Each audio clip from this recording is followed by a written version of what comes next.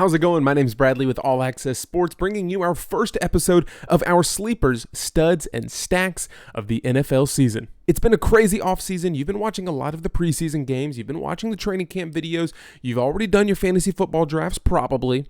But now it's time to get in for the chance to win $1 million. And if it's not going to be me that wins, I hope it's one of you. And if you haven't already, drop a thumbs up on the video. It helps the channel immensely. It's the only thing I ask in return. If you find any of this valuable, and stick around until the end so that we can tell you how you can win your Millionaire Maker ticket into next week's Draftkings slate. Let's get into it.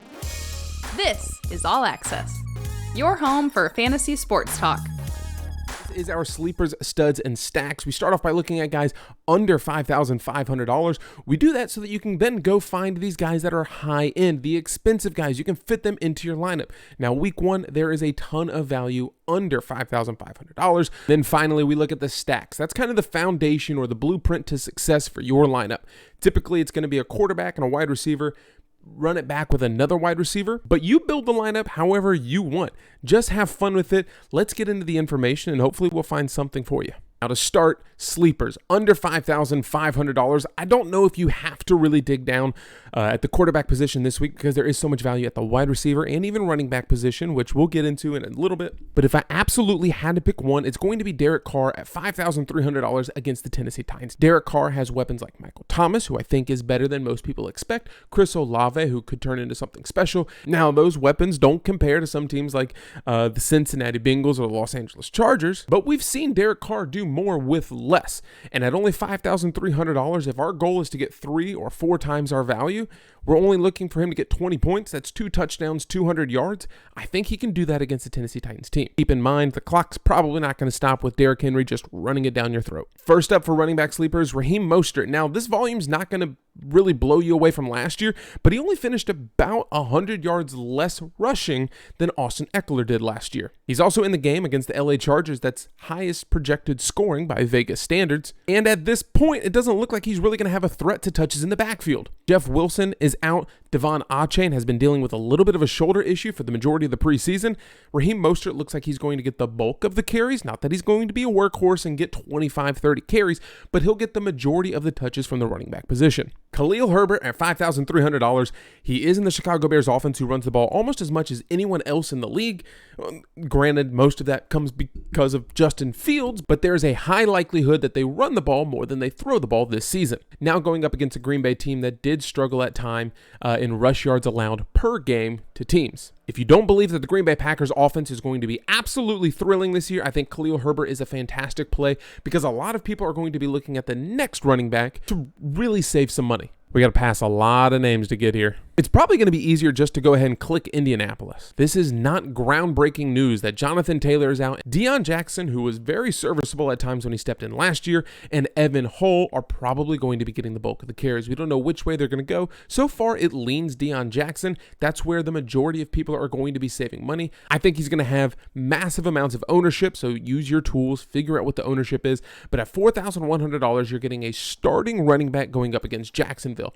There are a couple of red flags with this. Number one, there's going to be a ton of ownership on him. Number two, if the Jaguars come out and perform like most people are expecting them to perform, they're going to fall behind early. How much value does a running back actually have when their team's down by 2 touchdowns? Significantly less than if your team is up by 2 touchdowns. Again, you go back and look at how rookies fare in their first game. Anthony Richardson against the Jacksonville Jaguars' first career game. I don't love that matchup, but a lot of people be on Deion Jackson. If you're looking to just absolutely save money, Deion Jackson might be your guy. Lastly, one guy, yes, I am a Panthers fan, but I just want to mention Miles Sanders at $5,600 is kind of surprising. Frank Reich, even though people think he's a quarterback guru, he is on record saying he wants a bulldog of a running back, one guy that he can just use and abuse. And if Miles Sanders' groin is good to go, there's no reason he's not going to be getting fed the ball because he had 1,400 yards last year. We know he can carry the load. The Panthers' offensive line is built for moving people in the run game. I think he's going to get a hefty amount of handoffs. What's the best friend to a rookie quarterback? A running back that can run the ball. A strong run game. Give the ball to Miles Sanders, let him make some movement, open things up for Bryce Young. There is a whole bunch of value at the wide receiver position. Just above our threshold, we do have Christian Kirk, Mike Williams. Those are two really good names. Don't know exactly what we're going to get with some new wide receivers in both of those offenses, but looking under $5,500, there's a ton of value. Again, no surprise here. Courtland Sutton makes the list. Jerry Jeudy's gone. Tim Patrick's gone. Jalen Virgil's gone. They have had so many unfortunate injuries. Just a whole bunch of guys that are not going to be there. You have Courtland Sutton and Marvin Mims that are basically expected to carry the load at this point. I think Mims is a great play. Courtland Sutton is obviously a good play, but this goes back to the Evan Hull, Deion Jackson thing that I believe a lot of people are going to be on this ownership. They're going to say, that's a good play. And then you realize 40% of America has also taken Courtland Sutton. Keep an eye on those ownership projections and make your best decision. Kind of surprising to see both Deontay Johnson and George Pickens both under $5,500. I mean, yes, they are going up against the San Francisco 49ers defense that is very, very good. I expect Pittsburgh to be playing from behind in some of this game, and I think Kenny Pickett is going to have to throw the ball. George Pickens is the guy that had plenty of yards and some touchdowns last year, but if you look at Deontay Johnson, he's the one that got the volume. I'm not really surprising you when I say he had 86. The problem was that 0 touchdown that he had.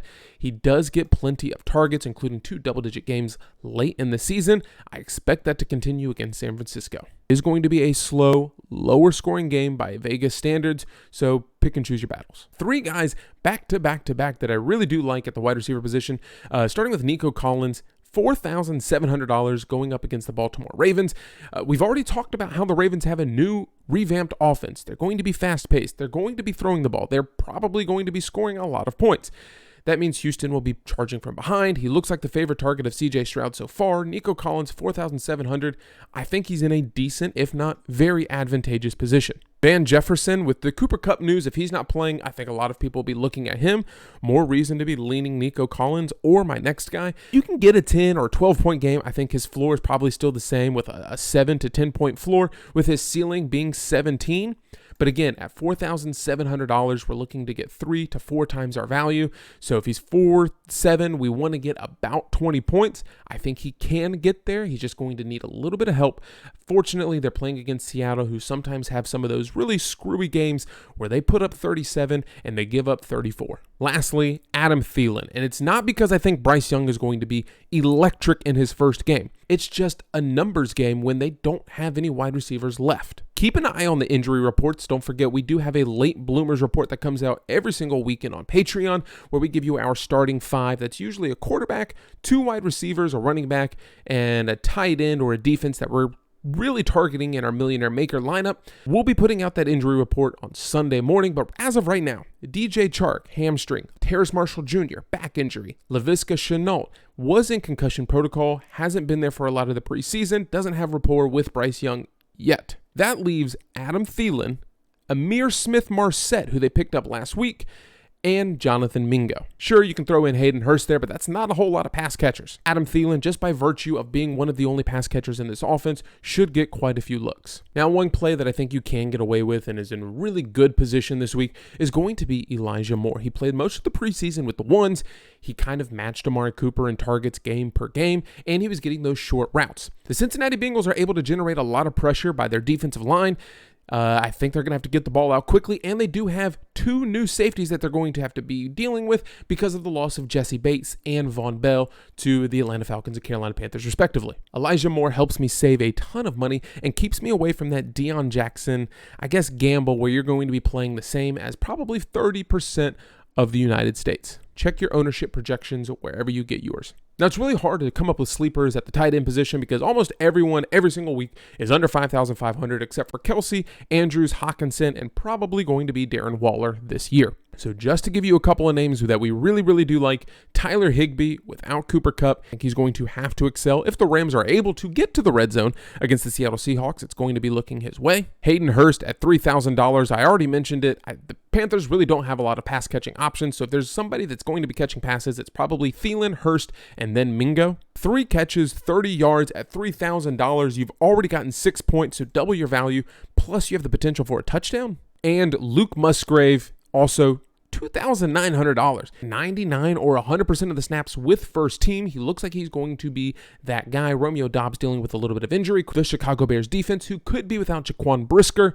I really like Luke Musgrave to be a complete dart throw that's going to be different than what everyone else is doing. It saves you a ton of money. I don't know if you need to get there, but that is an option. These are those high price guys that you cannot afford to miss on. If you pay $8,000 for someone and they put up 8 points, that hurts a lot more than putting up a $4,000 guy who puts up 4 or 5 points. You can't afford to miss here, so we have to pick and choose and be careful. 2 quarterbacks that I absolutely love. Number 1, Justin Herbert going up against the 30th ranked Miami Dolphins defense, who now without Jalen Ramsey is going to have to figure something out to slow down this LA Chargers team, who adds Quentin Johnston, has a healthy Keenan Allen, healthy Mike Williams. It's no more dink and dunk. It's going to be taking some chances deep down the field against the Dolphins. If Vegas expects them to put up a lot of points, why shouldn't I be expecting them to put up a lot of points? It's going to come off the shoulder of Justin Herbert at $6,900. He's far from the most expensive quarterback, save you a little bit of money, and has a high point total. Secondly, Trevor Lawrence. I think he comes out of the gate swinging with Calvin Ridley.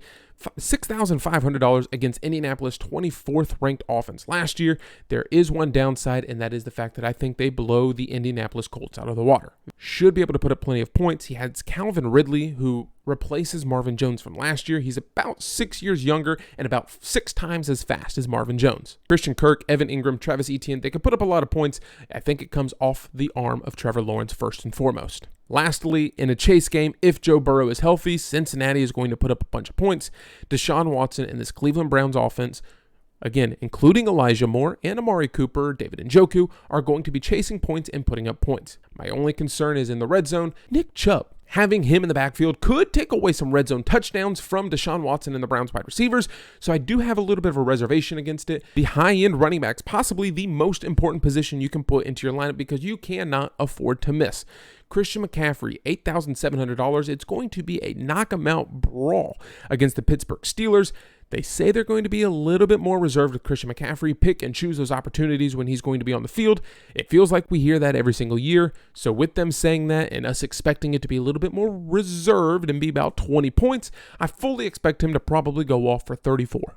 Next up, Austin Eckler at $8,400. I know I'm not the only guy saying it, so I don't really need to say much, but keep in mind, he is a pass-catching back.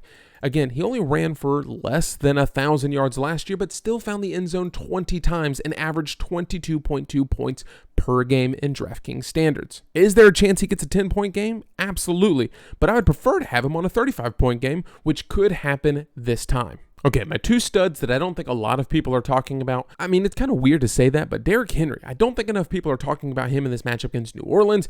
They finally have a wide receiving threat on the outside in DeAndre Hopkins, paired up with Treylon Burks. Hopefully that opens some things up. And again, this New Orleans Saints defense hasn't had to really tackle people thus far in the preseason or in training camp. Derrick Henry's going to come out, hit you in your mouth, and keep on running. So is there the chance that he only puts up an 8-point in an 8-point game?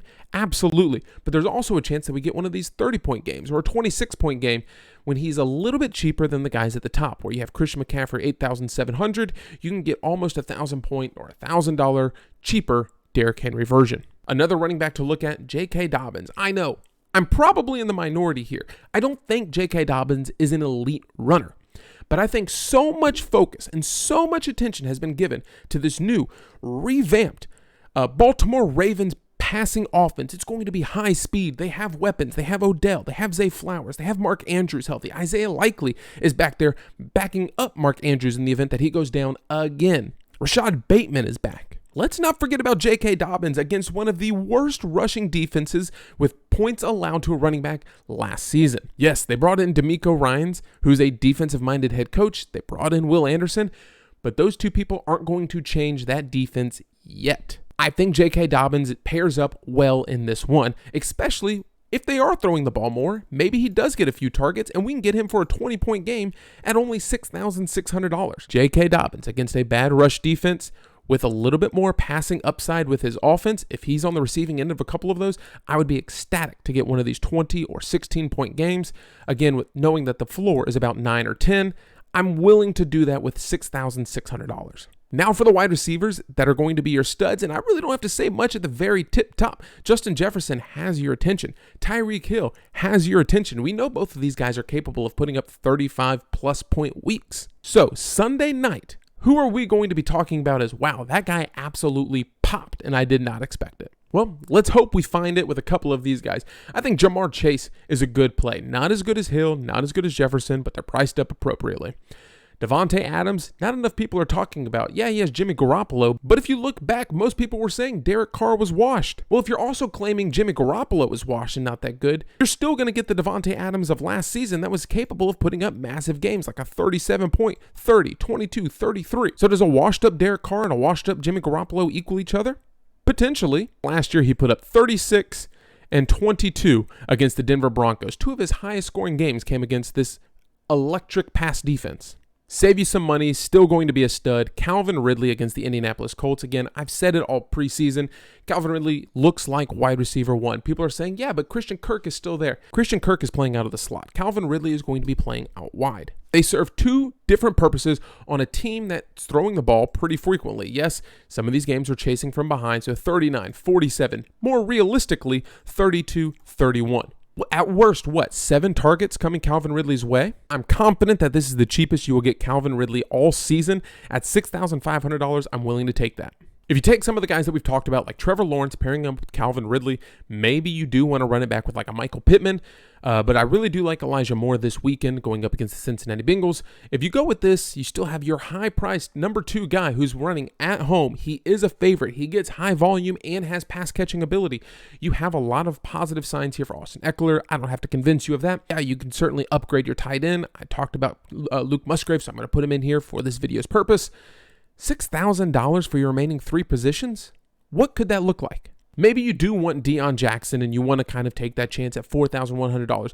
Get you Tyreek Hill, the second highest healthy wide receiver on the slate. You can still go get Chris Godwin, who's going to be putting up points against a very bad Minnesota Vikings defense. Vegas expects Minnesota to be ahead by a lot. Chris Godwin, Baker Mayfield, take him for what you think of him. They're going to be having to throw the ball. Chris Godwin was the favorite target in the preseason. Keep on coming down. Mike Williams is still there. Amari Cooper, who we've talked about with Deshaun Watson, is going to be in a good position with 2 new safeties for the Cincinnati Bengals. Do I plan on entering this lineup into the Millionaire Maker? Probably not. Do I think it's a good foundation and a start to kind of tweak some things? Absolutely. Save some money with Amari Cooper. Pay up from Deion Jackson. Go ahead, find something that works for you, or pay down for your defense and go find someone that's going to be a real stud that no one else is picking. Like maybe you do want to take a chance and think that the Cardinals are somehow going to slow down the Washington Commanders. Not because the Commanders are good, but the Cardinals are horrible and no one's picking them. Now, before we end this video, there is a little bit of a giveaway for you, but it does require a little bit on your part. And again, all you have to do, drop a comment below with the highest scoring player from the Sunday main slate and how many points they'll score. If you think it's going to be Derrick Henry and he puts up 38 points, put Derrick Henry 38 points. I don't need the decimal, but if you are correct, one correct guess, I will pay for your Millionaire Maker ticket next week in Draftkings. Full details on how to enter is going to be below. And then my top pinned comment is going to recap everything that I've talked about in this video. Again, my sleepers, my studs, my stacks. With the Chargers, that's kind of expected. The Browns, a little bit less expected. And the Jaguars, I love Trevor Lawrence and Calvin Ridley. Even if you wanted to go after Evan Ingram, who is a little bit of a cheaper tight end, I love all 3 of those plays this week. And as always, I appreciate you watching this video. There's a million things and a million people you could be watching, but you chose to spend a little bit of time with me. So for that, I thank you. Hopefully the next time that I see you is in the green and next week in a video.